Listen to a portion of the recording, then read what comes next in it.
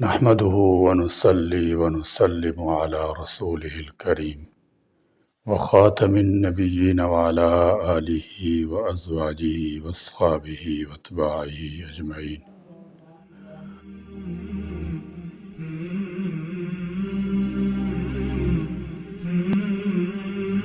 اللهم لك الحمد كما أنت أهله فصل على محمد كما أنت أهله وافعل بنا ما أنت أهله فإنك أهل التقوى وأهل المغفرة. سیرت کا سبق سنتے وقت درود السلام کا اہتمام کیجیے، کیونکہ درود شریف مومنوں کی پہچان ہے۔ درود شریف ادنا کو اعلیٰ بنا دیتا ہے، درود شریف پس کو بلند کر دیتا ہے، درود شریف سب وظائف کا سردار ہے۔ آج انشاءاللہ تعالی سیرت مصطفیٰ صلی اللہ تعالی وسلم کا سبق نمبر 83، جس میں سفر معراج میں نبی کریم صلی اللہ تعالی وسلم کی مبارک سیرت اور آپ کی حیات بابرکت میں پیش آنے والے حیرت انگیز واقعات میں اللہ تبارک و تعالی نے انسانوں کے لیے عبرت اور نصیحت کے بے شمار پہلو رکھے ہیں۔ سیرت رسول صلی اللہ تعالی وسلم کا کوئی چھوٹا بڑا واقعہ ایسا نہیں ہے جس میں رہتی دنیا تک کے انسانوں اور بالخصوص مسلمانوں کو پیغام و سبق نہ ملتا ہو۔ اللہ تعالیٰ جل شانہ نے حضور نبی کریم صلی اللہ تعالی وسلم کو خاتم النبیین بنا کر مبعوث فرمایا اور آپ کی ذات کو انسانوں کے لیے نمونہ قرار دیا، جس کو دیکھ کر صاف و شفاف آئینہ میں صبح قیامت تک آنے والے لوگ اپنی زندگی کو سنوار سکتے ہیں، اپنے شب و روز کو سدھار سکتے ہیں، پریشانیوں میں راہ عافیت تلاش کر سکتے ہیں، آلام و مصائب کے دشوار گزار حالات میں قرینہ حیات پا سکتے ہیں۔ یورش زمانہ سے نبرد آزمائی اور فتنہ و فساد کے پرخطر ماحول میں حکمت و تدبر کے ذریعے منزل تک رسائی حاصل کر سکتے ہیں۔ غرض یہ کہ سیرت کا کوئی واقعہ اور کوئی پہلو ایسا نہیں کہ جس میں مسلمانوں کے لیے انگنت نصائح نہ ہوں۔ چنانچہ سیرت رسول اللہ صلی اللہ علیہ وسلم کے حیرت انگیز واقعات میں سے واقعہ معراج بھی ہے، جو بہت ہی مشہور و معروف ہے۔ اسے علماء اسلام نے نہایت تفصیل سے بیان فرمایا ہے۔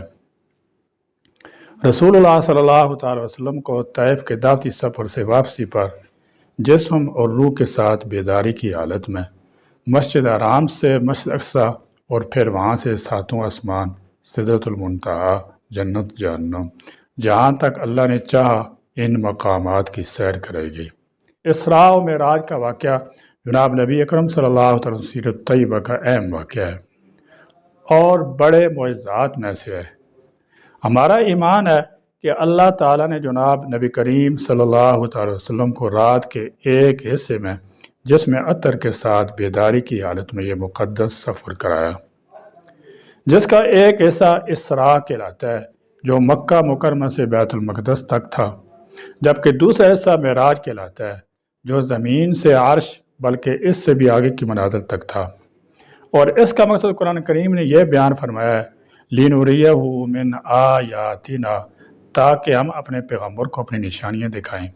چنانچہ آپ صلی اللہ تعالی وسلم نے بہت سی نشانیاں دیکھیں اور ان میں سے بہت سی بیان بھی فرمائیں، جو سینکڑوں احادیث میں محفوظ ہیں اور جن کا تذکرہ ہوتا رہتا ہے۔ اسراء و معراج کی حکمتوں، اس کے اسباق پر مفسرین متکلمین نے بے شمار باتیں لکھی اور کہی ہیں۔ میں ان میں سے دو کا تذکرہ کرنا چاہوں گا، ایک حکمت کے حوالے سے اور دوسری سبق اور پیغام کے حوالے سے۔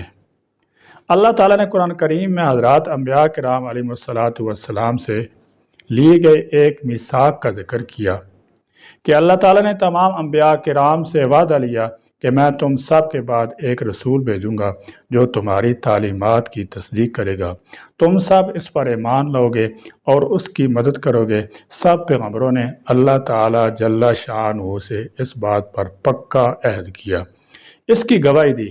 یہاں ایک اشکال سامنے آیا کہ تمام پیغمبروں نے نبی کریم صلی اللہ تعالی وسلم تشریف آوری پر ان پر ایمان لانے اور ان کی مدد کرنے کا وعدہ کیا تھا، جبکہ سارے کے سارے پیغمبر آپ صلی اللہ تعالی وسلم کی تشریف آوری سے پہلے اپنا اپنا زمانہ نبوت پورا کر کے واپس جا چکے تھے۔ تو یہ ایمان اور نصرت کا وعدہ کیسے اور کب پورا ہوا؟ اس پر مفسرین کرام رحمۃ اللہ تعالی فرماتے ہیں کہ ایمان والا وعدہ تو معراج کی رات پورا کرایا گیا کہ تمام انبیاء کرام علیہم السلام کو بیت المقدس میں جمع کر کے نبی کریم صلی اللہ تعالی وسلم کی امامت میں نماز کے لیے کھڑا کر دیا گیا، جس سے ایمان لانے کا وعدہ پورا ہو گیا۔ جبکہ نصرت کے وعدہ کی تکمیل کے لیے حضرات انبیاء علیہ السلام کے نمائندے کے طور پر سیدنا عیسیٰ علیہ السلام کو زندہ رکھا ہوا ہے، اور وہ قیامت سے پہلے دوبارہ تشریف لائیں گے اور امام مہدی علیہ السلام کے ساتھ مل کر اسلامی خلافت کو پوری دنیا میں بحال کرائیں گے۔ یہ ان کی مدد ہوگی جو تمام انبیاء کرام کی طرف سے ہوگی، اور اس طرح وَلَتَنْصُرُنَّهُ کا وعدہ بھی پورا ہو جائے گا۔ اس کی تفصیل حضرت علامہ سید محمد انور شاہ کشمیری رحمۃ اللہ تعالی کتاب مشکلات قرآن میں دیکھی جا سکتی ہے۔ سفر معراج کی ایک اہم بات نماز کا فرض ہونا ہے، لیکن اس کے ساتھ اس سفر میں ایک اور بات کی ترکین بھی ہوئی ہے جس سے معراج کے سبق اور پیغام کے حوالے سے عرض کرنا چاہتا ہوں۔ امام ترمذی رحمۃ اللہ تعالی علیہ نے ایک روایت کو ذکر کیا ہے کہ معراج کے سفر میں جناب نبی اکرم صلی اللہ تعالی وسلم کی ملاقات حضرت ابراہیم علیہ السلام کے ساتھ جنت میں بھی ہوئی۔ اس ملاقات کے اختتام پر بھی نبی کریم صلی اللہ تعالی وسلم کو رخصت کرتے ہوئے حضرت ابراہیم علیہ السلام نے فرمایا کہ اپنی امت کو میری طرف سے سلام کہہ دیں اور یہ پیغام دے دیں کہ جنت کی زمین عمدہ ہے اور پانی میٹھا ہے، یعنی یہ جگہ رہائش کے لیے اچھی ہے، اس لیے کہ جس جگہ بستی آباد کرنی ہو یا کالونی بسانی ہو، سب سے پہلے یہی دیکھتے ہیں کہ زمین کیسی ہے اور پانی کیسا ہے۔ ہمارے سائنسدان آج کل کائنات کے سیاروں میں یہی چیزیں تلاش کر رہے ہیں کہ رہنے کے قابل کون سا سیارہ ہے۔ ایک عرصہ چاند کی خاک چھاننے کے بعد اب ہم نے مریخ کا رخ کر رکھا ہے اور وہاں آبادی کے امکانات کا جائزہ لے رہے ہیں اور مٹی پانی وغیرہ چیک کر رہے ہیں۔ حضرت ابراہیم علیہ السلام نے ہمیں 1400 برس قبل یہ بات بتا دی تھی کہ رہنے کی بہترین جگہ جنت ہے، اسی کی تیاری کرو۔ حضرت ابراہیم علیہ السلام نے یہ بتا کر کہ جنت زمین عمدہ اور پانی میٹھا ہے، ایک اور بات بھی سمجھا دی ہے جسے میں وارننگ سے تعبیر کیا کرتا ہوں کہ وہ چٹیل اور صاف میدان ہے جسے خود آباد کرنا ہوگا، یعنی جنت کا پلاٹ خالی میدان ہوگا جسے آباد کرنے کے لیے دنیا میں محنت کرنا ہوگی۔ ایک اور حدیث میں ہے کہ قبر میں سوال جواب کے بعد جس نے جنت میں جانا ہو اس کے لیے پہلی دوزخ کی کھڑکی کھولی جاتی ہے اور یہ بتایا جاتا ہے کہ اگر تم ایمان اور عمل صالح کی زندگی نہ گزارتے تو تمہارا ٹھکانہ یہ ہوتا۔ اس کے بعد یہ کھڑکی بند کر کے اس کے لیے جنت کی کھڑکی کھولی جاتی ہے، جبکہ دوسری طرف والے کے لیے پہلے جنت کی کھڑکی کھولی جاتی ہے کہ اگر تم دنیا کی زندگی ایمان کے ساتھ گزارتے تو تمہارے لیے یہ جگہ تھی، لیکن اب یہ کھڑکی بند کی جاتی ہے۔ دوزخ کھڑکی کھولی جا رہی ہے۔ اس حدیث کی بنیاد پر میں یہ عرض کیا کرتا ہوں کہ ہر انسان کے لیے جنت اور دوزخ دونوں جگہ پلاٹ مخصوص کر دی جاتے ہیں، پھر اسے دنیا میں بھیج دیا جاتا ہے کہ تمہاری مرضی ہے کون سا پلاٹ آباد کرتے ہو اور کون سا کینسل کرا دیتے ہو۔ سیدنا ابراہیم علیہ السلام نے یہ فرما کر جنت کا پلاٹ خالی ہے اس کی آبادی کا طریقہ بھی بتا دیا کہ سبحان اللہ والحمدللہ وغیرہ میں شجرکاری دنیا میں اللہ تعالیٰ کا ذکر کرنے سے ہوگی۔ سبحان اللہ، الحمدللہ اور اللہ تعالیٰ کے دیگر اذکار کرو گے تو اس سے جنت میں درخت لگیں گے اور آبادکاری ہوگی۔ ایک اور حدیث سے بھی اس کی تائید ہوتی ہے کہ تم دنیا میں سبحان اللہ کہتے ہو تو جنت میں ایک درخت لگ جاتا ہے، اور یہی بات حضرت ابراہیم علیہ السلام نے فرمائی کہ جنت میں تمہاری جگہ تو مخصوص ہے، لیکن اس کی آبادکاری اور اسے پکا کرنے کے لیے تمہیں دنیا میں اللہ تعالیٰ کے ساتھ تعلق جوڑ کر رکھنا ہوگا اور اسے اپنے مالک کا بار بار ذکر کرنا ہوگا۔ جناب رسول اللہ صلی اللہ تعالی وسلم کے معراج اور اسراء کا ہمارے ساتھ تعلق ایک تو اس حوالے سے ہے کہ یہ ہمارے ایمان و عقیدہ کا حصہ ہے، اور دوسرا تعلق اس پہلو سے ہے کہ ان میں ہمارے لیے سبق اور عمل کے بہت سے پہلو ہیں۔ ہماری اصل ذمہ داری یہ ہے کہ ہم ان واقعات سے سبق حاصل کریں اور ان میں ہمارے لیے جو پیغامات اور تعلیمات ہیں ان پر عمل درآمد کا اہتمام کریں۔ چنانچہ خواب اور بیداری کے ان واقعات میں سے جو سینکڑوں احادیث مبارکہ میں بکھرے ہوئے ہیں، دو واقعات کا تذکرہ کروں گا۔ ایک واقعہ خواب کا ہے اور دوسرا بیداری کے معراج کا ہے۔ جناب نبی کرم صلی اللہ علیہ وسلم کا معمول مبارک یہ تھا کہ روزانہ فجر کی نماز کے بعد اشراق کے وقت تک مسجد میں تشریف فرما ہوتے اور اس دوران مختلف نوعیت کی باتیں ہوتی رہتی تھیں، جن میں سے ایک یہ بھی تھی کہ کسی صحابی نے کوئی خواب دیکھا ہوتا تو وہ اپنا خواب بیان کرتا تھا اور نبی کریم صلی اللہ تعالی وسلم اس کی تعبیر بتا دیتے تھے۔ بسا اوقات آپ صلی اللہ تعالی وسلم پوچھ بھی لیتے تھے کہ کسی نے کوئی خواب دیکھا ہو تو بیان کرے۔ کبھی حضور اکرم صلی اللہ تعالی وسلم اپنا خواب بیان فرماتے تھے کہ میں نے یہ خواب دیکھا ہے اور اس کی تعبیر بیان فرماتے تھے۔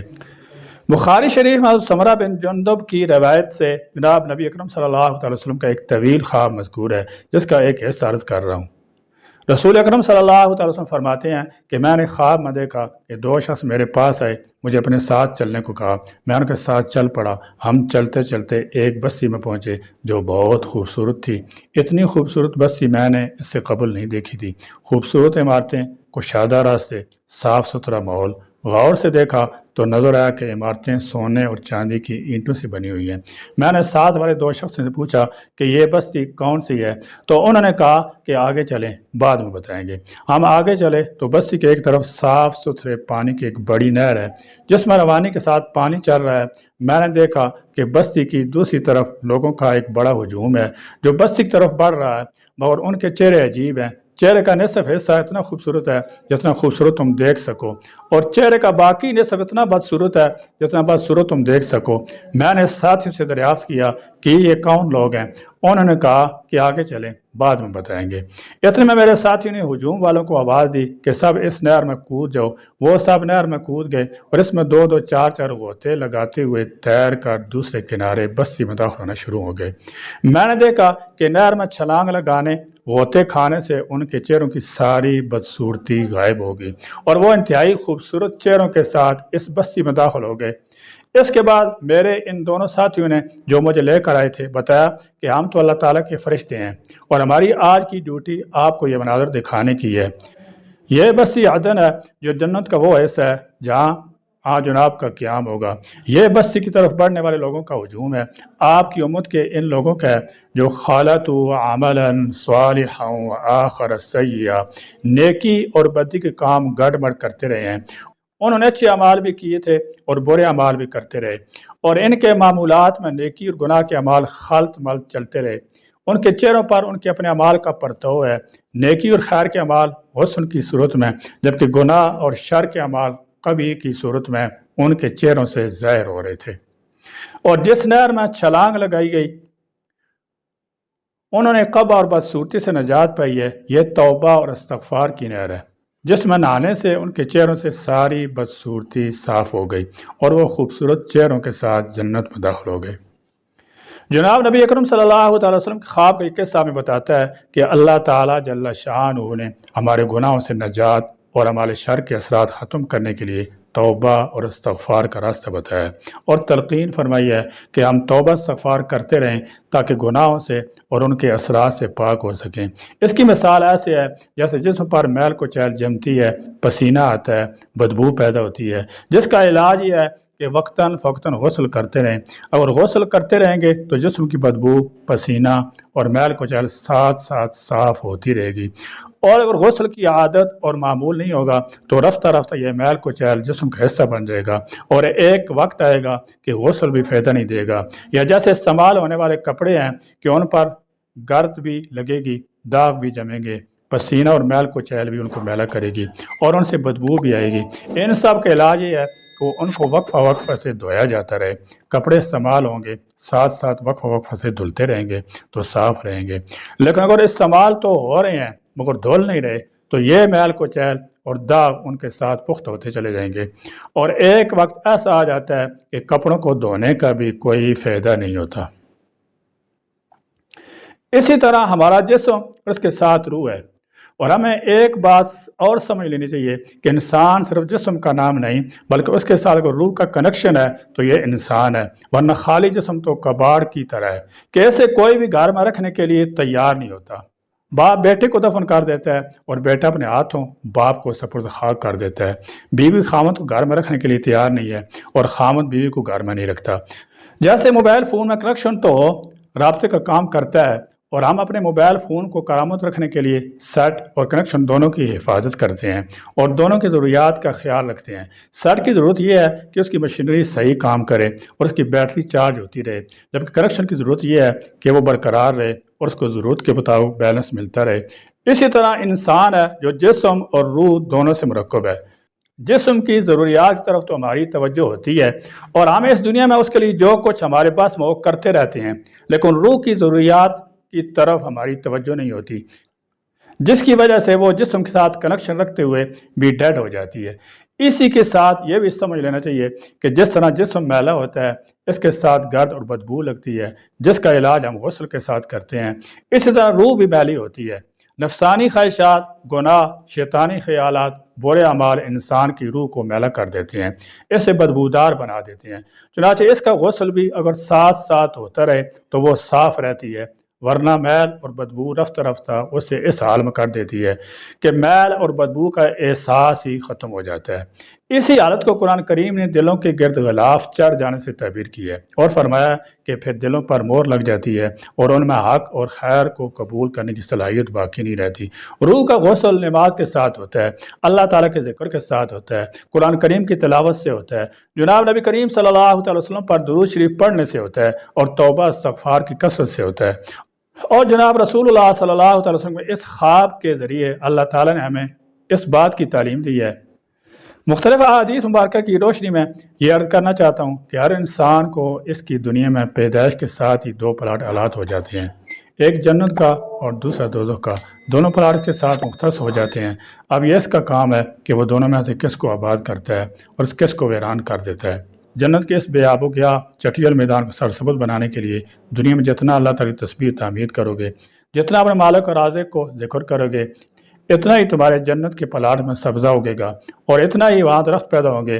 گویا حضرت ابراہیم علیہ السلام نسل انسانی کو یہ پیغام دے رہے ہیں کہ زمین کے تباہ ہو جانے کے بعد تمہارے لیے رہنے قابل جگہ جنت ہی ہے، لیکن اس کے لیے تمہیں محنت دنیا میں کرنی ہوگی اور مرنے سے قبل اس کی تیاری کرنی ہوگی، ورنہ وہ پلاٹ کینسل بھی ہو سکتا ہے۔ کہ جہاں جنت پلاٹ آباد کرنے کے لیے ہمیں اس دنیا میں محنت کرنی ہے اور ہمارے موت سے پہلے کے اعمال اور ایمان کے ساتھ ہی ہمارا جنت کا پلاٹ محفوظ رہے گا اور آباد ہوگا، وہاں ہمیں اس پلاٹ کے سائز کا بھی اندازہ کر لینا چاہیے تاکہ محنت اس کے مطابق ہو۔ جنت کی بے پناہ وسعت، اس کی لمبائی چوڑائی کا تذکرہ مختلف احادیث ملتا ہے۔ بس ہم جناب نبی اکرم صلی اللہ علیہ وسلم کو یہ ارشاد گرامی ہے کہ جنت کے ایک درخت کے سائے میں تیز رفتار گھوڑا 100 سال تک دوڑتا رہے گا تو اس کا سایہ پھر بھی ختم نہیں ہوگا۔ مگر میں اس حوالے سے ایک روایت کا تذکرہ کرنا چاہتا ہوں جو مسلم شریف میں ہے اور جس میں اس شخص کا ذکر کیا گیا ہے جو سب سے آخر میں جنت میں داخل ہوگا۔ یہ ایک لمبی روایت ہے لیکن میں اس کا صرف ایک حصہ بیان کروں گا کہ جب جنت میں سب سے آخر میں داخل ہونے والا وہ شخص جنت کے دروازے سے اندر جائے گا تو اسے اللہ تعالیٰ کی طرف سے حکم ہوگا کہ جا کر اپنے ٹھکانے پر پہنچ جاؤ۔ وہ ادھر ادھر تلاش کرنے کے بعد عرض کرے گا کہ یا الہی مجھے تو کوئی خالی جگہ نہیں مل رہی، سب زمینیں ریزرو ہو چکی ہیں۔ اللہ تعالیٰ پھر فرمائیں گے کہ جا کر اپنی جگہ تلاش کرو۔ وہ دوبارہ گھوم پھر کر واپس آئے گا اور عرض کرے گا مولا کریم مجھے تو کوئی خالی جگہ نظر نہیں آ رہی۔ اللہ تعالیٰ سے پوچھیں گے کہ بتاؤ کتنی جگہ چاہیے جس زمین پر تم رہ کر آئے ہو، اس پوری زمین جتنی جگہ دے دوں۔ وہ عرض کرے گا اتستہزئ بی وانت رب العالمین، یا اللہ رب العالمین ہو کر میرے ساتھ استہزاء کر رہے ہیں۔ مسلم شریف کی روایت کے مطابق جناب نبی اکرم صلی اللہ علیہ وسلم نے فرمایا کہ اللہ تعالیٰ یہ بات سن کر ہنسیں گے اور فرمائیں گے میں تم سے استہزاء نہیں کر رہا۔ لَقَ الْأَرْضُ وَعَشْرَةُ أَمْثَالُهَا، بلکہ پوری زمین ویسے جیسی 10 زمینیں میں نے تمہیں عطا کر دی ہیں، یعنی یہ کہ ارضی ویسے جیسی 10 زمینیں اس شخص کو ملیں گی جو سب سے آخر میں جنت میں جائے گا۔ اس سے جنت کے پلاٹوں کے سائز کا اندازہ کر لیں اور اس بات کا بھی اندازہ کر لیں کہ اس پلاٹ کو آباد کرنے اور اسے اپنے لیے محفوظ رکھنے کی خاطر ہمیں دنیا میں کس قدر میں درکار ہے۔ میں نے جناب نبی اکرم صلی اللہ علیہ وسلم کے سفر معراج اسراء کے دونوں پہلو یعنی بیداری کے معراج، خواب کے معراج کے حوالے سے مختصر واقعات آپ کے سامنے بیان کر دی ہیں، جن کا مقصد یہ ہے کہ ہم نبی کریم صلی اللہ علیہ وسلم کے معجزات پر ایمان رکھنے کے ساتھ ساتھ ان کے لیے اپنے لیے سبق پیغام بھی تلاش کریں اور ان پر عمل کریں، تاکہ ہماری یہ دنیا کی زندگی کارآمد ہو اور ہم یہاں سے سرخرو واپس جائیں۔ چنانچہ معراج کا ہمارے لیے سبق جہاں نماز ہے، وہاں ذکر الہی، اللہ تعالیٰ کے احکام کے مطابق زندگی گزارنا بھی ہے۔ یہ حقیقت بھی اپنی جگہ اٹل ہے کہ سائنس جس قدر ترقی کر رہی ہے، اسی انداز سے معراج کے واقعے کی صداقت سامنے آ رہی ہے، اور علم و فلسفہ کے ماہرین خالق کائنات کی طاقتوں کو سمجھنے میں آسانیاں محسوس کر رہے ہیں۔ اللہ تعالیٰ سے دعا ہے کہ وہ ہمیں اس معجزے کی برکات سے فیضیاب ہونے کی توفیق عطا فرمائے، آمین۔ اللہ تعالیٰ ہم سب کو عمل کی توفیق عطا فرمائے۔ سیرت مصطفیٰ صلی اللہ تعالیٰ وسلم مزید واقعات انشاءاللہ تعالیٰ سبق 84 میں پڑھیں گے۔ اللہ تعالیٰ جل شانہ ہمیں آپ صلی اللہ تعالیٰ وسلم کی سیرت مطالعہ پڑھ لیں، اس پر عمل پیرا ہونے کی توفیق بخشے، آمین۔ وآخر دعوانا الحمدللہ رب العالمین۔